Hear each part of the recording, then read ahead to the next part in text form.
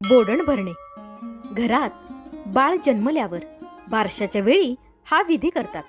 तसेच मुंज व लग्न झाल्यावरही करतात. नवीन घर बांधून झाल्यावरही बोडण करावे लागते. मंगळवारी अथवा शुक्रवारी हा विधी करावा, कारण हे देवीचे कार्य आहे. यासाठी 4 सवाष्णी, 1 कुमारिका अशा 5 जणी लागतात.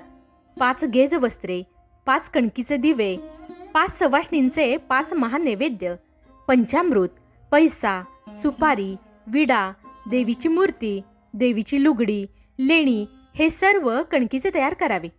पूर्णावरणाचा महानैवेद्य तयार करावा. पाटा वरवंट्यावर गौर बसवावी. मागे दुधाने भरलेला डेरा ठेवावा.